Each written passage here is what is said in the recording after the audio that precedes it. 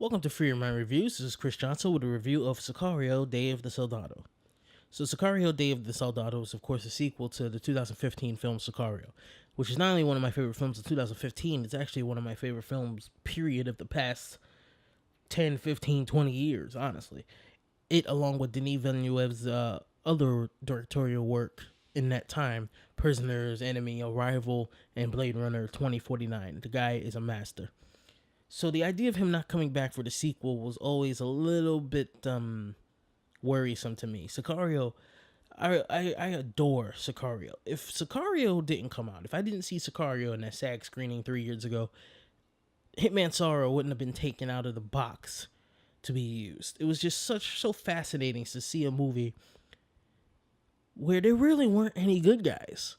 There weren't, for the exception of Emily Blunt, because she's the audience. She's the our avatar for this world. But if you really look at it from Benicio and Brolin and the cartel, there are no good guys in that movie, and it really was so refreshing, so fascinating, in the way that Denis and his team and Deakins shooting it, and the score, the way everything was just built up, and the tension and depth that the movie had, it was incredible.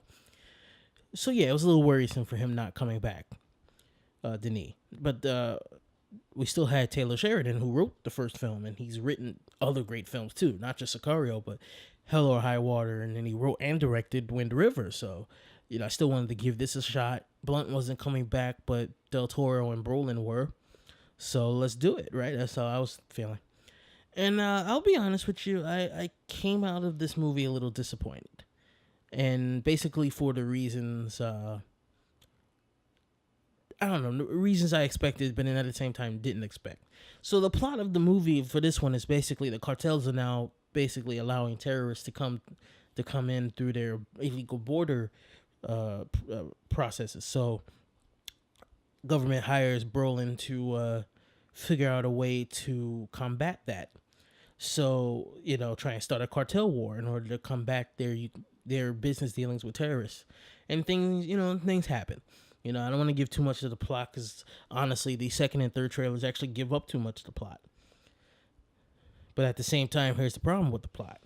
For me, it kind of falls apart a little bit. Like the first half of the film has a very clear goal in its mind and a clear message and direction that it seems like it wants to do, and then it abandons them.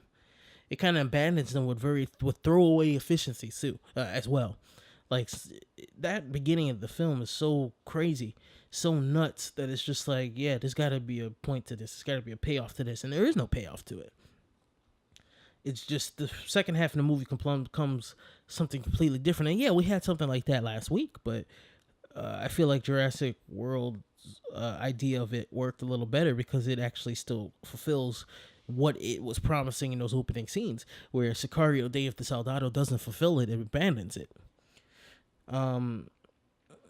There's another problem I have with the movie is I felt like there were characters in this that, from the first film, who make decisions that betray who they were. And I think the director thinks it was character development, but I don't think it was character development because it came out of nowhere and there was really no basis for the decision making in this compared to how they were not only in the original movie, but how they were in the first half of this movie. I believe in people having arcs. I love character arcs and people being one thing and becoming something else, but I don't feel like they did that here. I just felt like it was very abrupt and like, wait a second, that's not in Matt's character. Josh Brolin's character, name of Josh Brolin's character. That's not in Alejandro's character. That doesn't make any sense compared to what he did in the first film and what he was doing in this one. Why is he making these decisions all of a sudden? And it bothered me a little bit, and I thought it cut the legs from what those characters were and what they are. It didn't make any sense to me. Also, I felt like really at that point, by the second half of the film, neither one of them had that much to do. Considering they're both really great characters, that was very disappointing. Especially for Alejandro's part, man. You get to that third act of Sicario, and he just takes over, and it's like, oh my god, this is who this man is.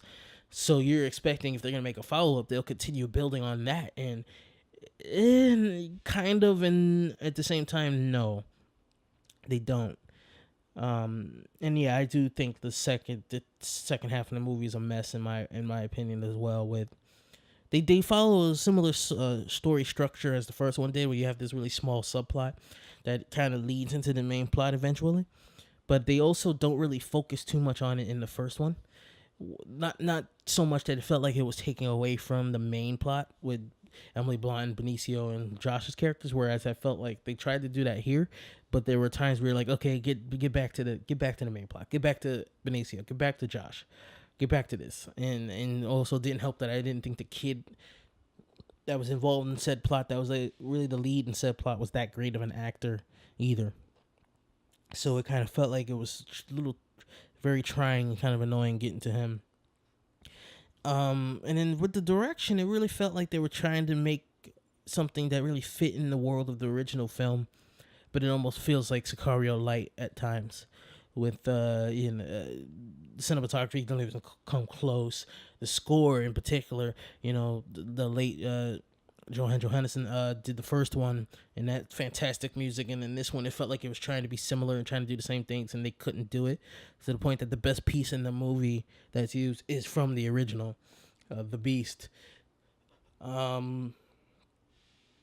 Yeah, and I just don't really think this guy had a handle on this story, on this world, and these characters like Denis did. And I just don't understand why I didn't. I understand that Denis didn't do this one because he was busy with Blade Runner 2049. What I don't understand is why they didn't just wait for him, because he wanted to. From what I heard, he wanted to do the second movie, and I don't understand. It wasn't like it was in crazy demand like that, so I don't really understand why they didn't just wait for him. And yeah,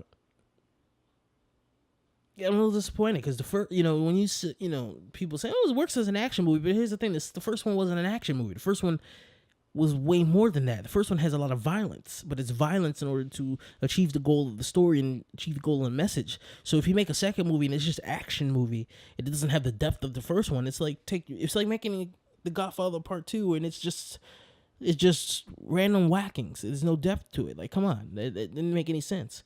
So I go to see other movies and other movies during the summer for action, just pure action, and I love that and I enjoy that. But if you're gonna make a sequel to Sicario, Sicario to me is a masterpiece. So I want more than that. Honestly, usually I don't say that about movies, but when you make a sequel to that movie, it's just an action movie isn't really enough for Sicario to me. So if they do make a third one, please bring back Denis. Please bring him back. Don't even play around.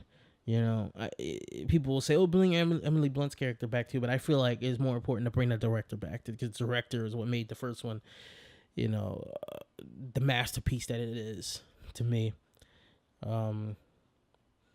Yeah, it's just, there are good things there. The action is good, It's great to see these characters again.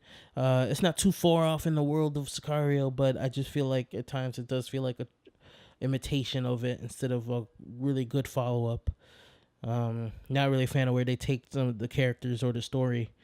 I don't even think the third act really worked. I'm like, this is, if anything, the third act felt more like a second act. And felt like a prelude to something else that doesn't happen in this film. I guess they're banking on a third one, but I say if you make a third one, you better bring Denis back. Wait for him. I don't understand the demand for a sequel. Sicario's like, why does Sicario have a sequel? So the demand for it wasn't like, oh my God. So they could have waited for Denis. They could have waited to make it great.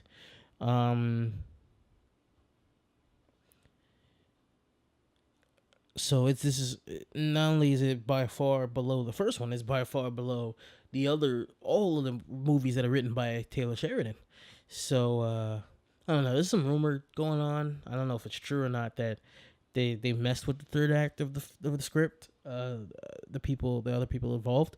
I wouldn't be surprised, just because it just doesn't go along with what his storytelling style has been so far. And his storytelling style as a writer with Sicario, Hell or High Water, and Wind River, it's not just very character based. It's not just very like world based and problem based and thematic based. He does a really great job of blending all of that with the characters, And I just feel like that wasn't there in this movie, and something was a little off. And it was a little disappointing for me. So that's how I feel about Sicario: Day of the Soldado right now. So this is Chris Johnson for Free Mind Reviews. Have a good one.